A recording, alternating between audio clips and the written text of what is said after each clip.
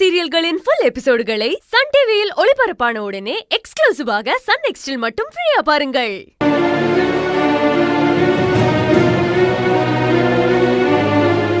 மாமா,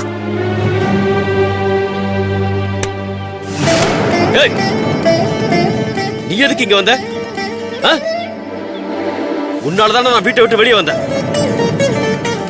என்ன இங்கே நிம்மதியா இருக்க விட மாட்டியா? இங்க பாரு, இப்ப நீ இங்க இருந்து போல நடக்கிறதே வேற. மாமா, எதுக்கு இப்ப கோவப்படுறீங்க? அப்படி நான் என்ன தப்பு பண்ண? ஊருக்குள்ள எவ்வளவு பெரிய ஆள் நீங்க. நீங்க வீட்டை விட்டு வெளியே வந்திருக்கீங்கன்னு தெரிஞ்சா நம்ம வீட்டை பத்தி ஊர்க்காரங்க எவ்வளவு கேவலமா பேசுவாங்கன்னு கொஞ்சமாவது யோசிச்சு பாத்தீங்களா? யார் என்ன நினைச்சாலும் அத பத்தி எனக்கு கவலை இல்ல. குடும்பத்துல பெரியவர் மாமா நீங்க. நீங்க உங்க மரியாதையை மட்டும் காப்பாத்திக்கணும்னு நினைச்சா குடும்ப கௌரவம் என்ன ஆவறது? காலங்காலமா அந்த குடும்பத்தோட மரியாதையும் கௌரவத்தையும் காப்பாத்திட்டு வந்தவன் நான். என்கிட்டயே குடும்ப கௌரவத்தை பத்தி பேசுறியா? நீ அந்த வீட்டுக்கு வந்ததுக்கு அப்புறம் தான் எல்லாரோட மானமும் மரியாதையும் எல்லாம் போச்சு. இப்படி எல்லாம் பேசாதீங்க மாமா. நான் உங்க மேல ரொம்ப மரியாதை வச்சிருக்கேன். நீங்க என்கிட்ட கோச்சுக்கிட்டு இப்படி தோட்டத்து வீட்டுல இருக்கிறதெல்லாம் கொஞ்சம் கூட நல்லா இல்ல மாமா. நல்லா இல்லதான், ஆனா என்ன பண்றது? இது என் விதி. வீட்டுக்கு வரக்கூடாதவங்க வந்துட்டா வீட்டோட சொந்தக்காரனுக்கு இதுதான் நிலைமைன்னு நானே இப்பதான் தெரிஞ்சுக்கிட்டேன். மாமா, நீங்க என்ன வேணாலும் சொல்லுங்க, ஆனா அது நம்ம வீட்டுக்குள்ள இருக்கட்டும். குடும்பத்து விஷயத்தை பத்தி வெளியே பேசினா அது நம்ம குடும்பத்துக்கு தான் மாமா அசிங்கம். சொன்னா கேளுங்க மாமா, வீட்டுக்கு வாங்க மாமா. இனிமே இதுதான் என் வீடு. இனி அந்த வீட்டுக்கும் எனக்கும் எந்த சம்பந்தமும் இல்ல. மாமா, எங்களை வேண்டாதவங்க மாதிரி ஒதுக்கி வைக்கிறது கொஞ்சம் கூட நல்லா இல்ல மாமா. உங்களை நான் ஒதுக்கி வைக்கல. உன் தொந்தரவு இருக்கவே கூடாதுன்னு தான் நானாவே ஒதுங்கி வந்துட்டேன். இங்கேயும் ஏன் வந்து தொந்தரவு பண்ற? ஏன் மாமா இப்படி எல்லாம் பேசுறீங்க? முதல்ல நீ என்ன மாமான்னு கூப்பிடுறத நிப்பாட்டு. என்னைக்கு நீ எனக்கு தெரியாம என் குடும்பத்தை கூட்டிட்டு போய் என் மகனை போலீஸ் ஸ்டேஷன் வரைக்கும் இழுத்துட்டு போய் அசிங்கப்படுத்தினியோ, அப்பவே மாமனார் மருமகங்கிற உறவெல்லாம் முறிஞ்சு போச்சு. மாமா, எதுக்கு வந்தியோ அதை மட்டும் சொல்லிட்டு கிளம்பு. நாளைக்கு தேவிக்கு தாலி பிரிச்சு கோக்குற ஃபங்க்ஷனுக்கு நீங்க வரணும் மாமா. தாலி கோக்குற ஃபங்க்ஷனுக்கா? ஆமா மாமா, நீங்க கண்டிப்பா வரணும். தேவி ஃபங்க்ஷனுக்கு நீயே வந்து என்ன கூப்பிடுற? தேவிய பெத்தவ வரல, ஏன் தேவியே என்ன கூப்பிடல? நீ வந்து என்ன ஏன் கூப்பிடுற? இல்ல மாமா, என்னால தானே நீங்க வீட்டை விட்டு வந்தீங்க. தெரியுதுல்ல, உன்னாலதான் நான் வீட்டை விட்டு வெளியில வந்தேன்னு தெரியுதுல்ல. நீ அந்த வீட்டுல இருக்கிற வரைக்கும் நான் அந்த வீட்டுக்கு வர மாட்டேன். அப்புறம் எந்த தைரியத்துல நீ என்ன வந்து கூப்பிடுற? மாமா, நீங்க வந்தீங்கன்னா தேவியும் சந்தோஷப்படுவா, நீங்களும் சந்தோஷப்படுவீங்கல்ல மாமா. என்னோட சந்தோஷம் நீ அந்த வீட்டுல இருக்கிற வரைக்கும் எனக்கு கிடைக்காது.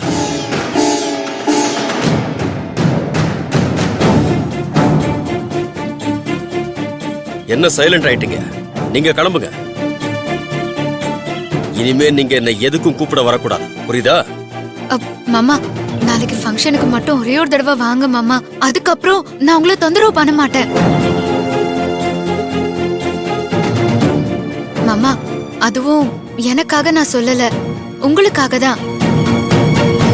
உங்க பொண்ணு கழுத்துல தாலி ஏறுறத நீங்க பார்த்ததே இல்ல. தாலி மாத்தும் போதாவது நீங்க பார்க்கணும்ல மாமா. ப்ளீஸ் மாமா, வர முடியாதுன்னு மட்டும் சொல்லிடாதீங்க. வர்றேன், ஆனா அதுக்கு முன்னாடி ஒரு கண்டிஷன் இருக்கு. என்ன மாமா? என்ன கண்டிஷன்? நான் என்ன பண்ணணும்னு சொல்லுங்க. நான் வரும்போது நீ அந்த வீட்ல இருக்க கூடாது.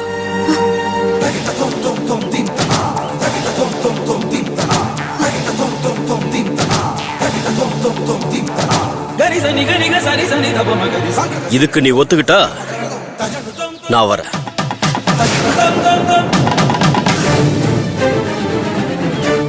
மாமா, எனக்கும் தான் தாலி பிரிச்சு கோக்குறாங்க. நான் இல்லாம எப்படி? உன்னை பத்தி எனக்கு கவலை இல்ல. நான் அந்த வீட்டுல கால் எடுத்து வைக்கணும்னா நீ அந்த வீட்டுல இருக்க கூடாது. என்ன யோசிக்கிற? நான் அந்த வீட்டுக்கு வரணுமா வேண்டாமா?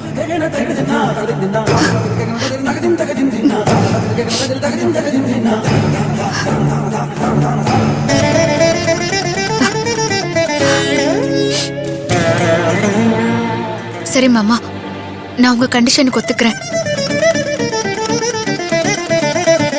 நீங்க வீட்டுக்கு வரும்போது நான் அங்க இருக்க மாட்டேன். உன்னை நம்பலாமா? நம்பலாம். சத்தியமா நாங்க இருக்க மாட்டேன்.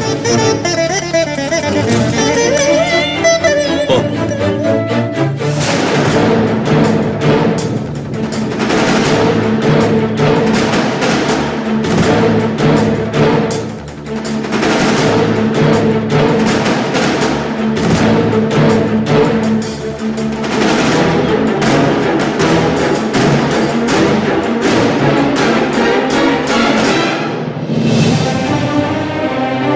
கஸ்தூரி, நான் கொஞ்சம் வெளியே போயிட்டு வந்துடுறேன். என்னங்க இது? வீட்ல என்ன நடந்துட்டு இருக்கு? எதுக்காக வெளியே போறீங்க? டவுன் வரைக்கும் போக வேண்டிய வேலை இருக்கு. டவுனுக்கா? இந்த நேரத்துல எதுக்கு? வயிறுங்கள்லாம் பூச்சி அரிச்சு வீணா போய்கிட்டு இருக்கு. அப்புறம் வயலுக்கு உரம் போட்டு மருந்து அடிக்கணும். அதுக்காக தான் போயிட்டு இருக்கு. வீட்ல மருமகளுக்கு தாலி பிரிச்சு கோக்குற ஃபங்க்ஷன் நடந்துட்டு இருக்கு. இப்ப என்னமோ பயிறு வயலு உரம்னு பேசிட்டு இருக்கீங்க. இன்னைக்கு மீனா, அஞ்சலி, தேவி 3 பேருக்கும் தாலி பிரிச்சு கோக்குறோன்னு உங்களுக்கு தெரியாதா? வீட்ல விசேஷத்தை வச்சுக்கிட்டு நீங்க பாட்டுக்கு போயிட்டே இருக்கீங்க. தெரியாம போறீங்களா இல்ல நல்லா தெரிஞ்சுக்கிட்டே வேணும்னே போறீங்களா? இந்த குடும்பத்தோட பெரிய மனுஷன் நீங்க. இன்னைக்கு போய் வெளியே போறேன்னு சொல்றீங்க. நம்ம பையன் ஒரு தடவை தாங்க தப்பு பண்ணான். அந்த தப்ப மனசுல வச்சுக்கிட்டு நடக்கிற எல்லா நல்லதையும் விட்டு ஒதுங்கி நீங்க தாங்க அடுத்தடுத்து தப்பு பண்ணிக்கிட்டே இருக்கீங்க. உங்களை யாரும் எதிர்த்து கேட்க முடியாதுங்கிறதுக்காக நீங்க செய்யறதெல்லாம் சரின்னு ஆயிடாது. கஸ்தூரி, நான் செய்யறது தப்பா சரியானு எனக்கு தெரியல. ஆனா இப்ப இங்க இருந்தா சரியா இருக்காதுன்னு மட்டும் எனக்கு தோணுது. நீங்க ஃபங்க்ஷனை நடத்துங்க. அப்பா, நான் என்ன செய்ய போறேன்? என்ன பிரச்சனை? மருமகளுக்கு தாலி பிரிச்சு கோக்குற விசேஷத்துல நீங்க இருந்து அவளை ஆசீர்வாதம் பண்ணணும்னு உங்களுக்கு தோணலையா? தோணுச்சு. ஆனா இப்ப இல்ல.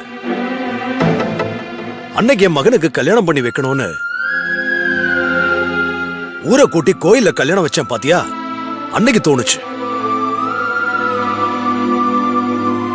அன்னைக்கு எல்லா வேலையும் செஞ்சு அவனுக்கு துணையா நான் பார்த்த பொண்ண அவன் அன்னைக்கு கட்டிருந்தான்னா, இப்ப அந்த பொண்ணுக்கு தாலி பிரிச்சு கோத்திருந்தீங்கன்னா அவங்களுக்கு ஆசீர்வாதம் பண்ணணும்னு எனக்கு தோணு இருக்கு.